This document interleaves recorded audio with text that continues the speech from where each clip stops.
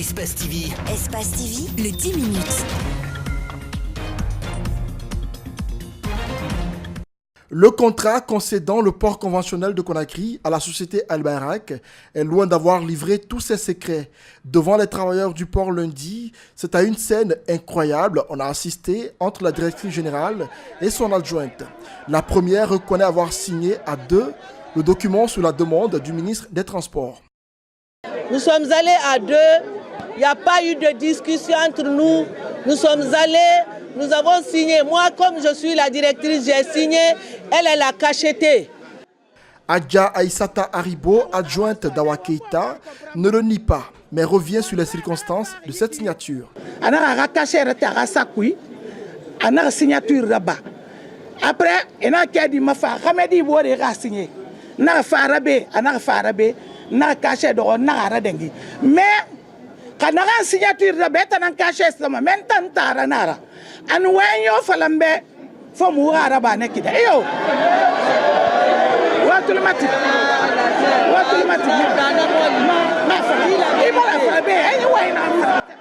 Les deux premiers responsables du port de Conakry, à travers cette sortie, révèlent à tous le malaise qui sévit au sein de cette direction et la légèreté avec laquelle elles prennent ce dossier si sensible. Les travailleurs parlent de trahison. Ils ont dévoilé leurs secrets, ils nous ont trahis. Quand elles ont été convoquées par monsieur le ministre, Hawa Keïta, on les a montré le contrat. Hawa Keïta a signé, Maman Staribo a cacheté. Voilà. Donc, et à ce moment, elle ne m'a dit qu'il ne faut pas signer. Près d'un mois après la signature de ce contrat, concédant le port conventionnel de Conakry à Al Bayrak pour 25 ans d'exploitation, le contenu du document n'a toujours pas été rendu public. Comment agir et mettre la population en sécurité sanitaire contre d'éventuelles épidémies?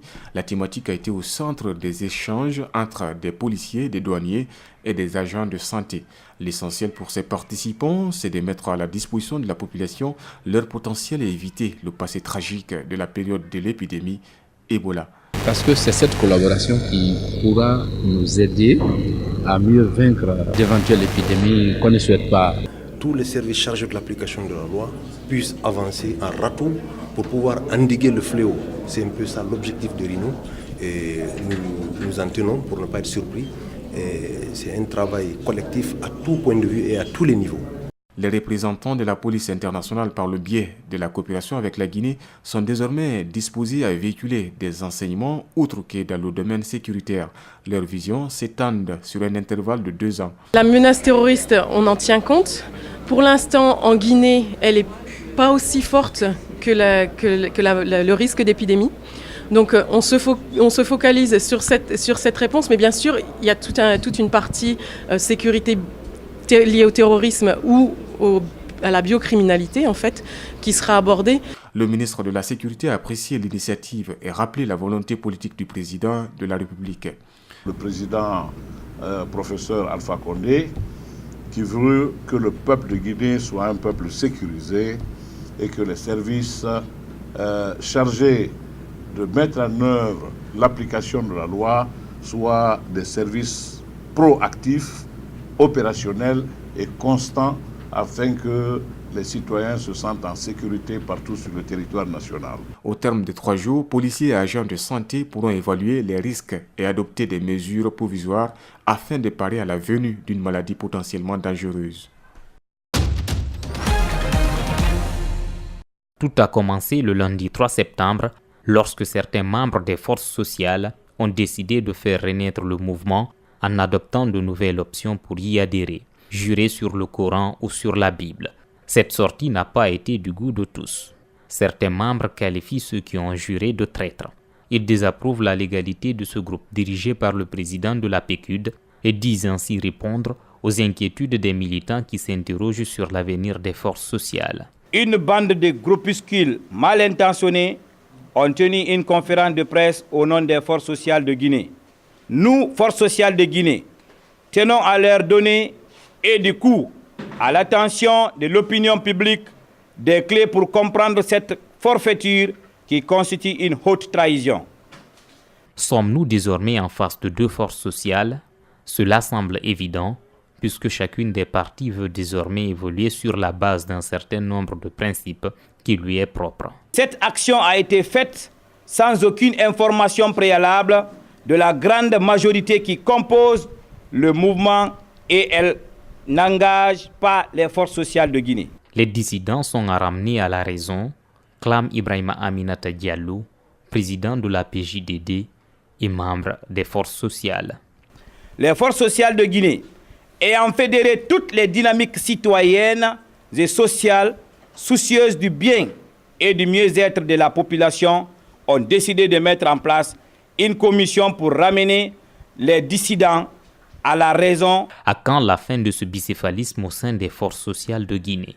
Pour l'heure, il n'est pas facile de répondre à cette question. Ce qui est sûr, c'est que le litre du carburant est toujours vendu à 10 000 francs guinéens à la pompe. Des moments de folie. Désormais, les clients de Celcom doivent s'y attendre tous les mercredis pour communiquer en toute liberté et sans limite. Pour tous les clients qui taperaient le code étoile 605 étoile 1 dièse, OK, et paieraient le montant de 5 000 francs guinéens, ils auraient des appels gratuits tout le long de la journée de 6h à 18h. 5 000 francs guinéens pour communiquer de 6h à 18h. La promo Folie mercredi vise à répondre aux attentes d'une catégorie de la clientèle Celcom. Nous savons qu'il y a des clients qui ont besoin d'effectuer énormément d'appels au courant de la journée, appeler leur famille, appeler leurs collègues, appeler le travail et que le coût des appels peuvent être très rapidement très cher.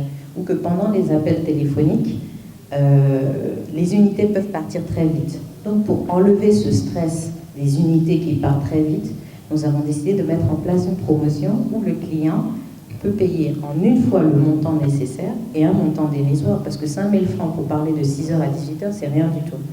Une promo qui attire pour la plupart la jeunesse, elle fait déjà sensation.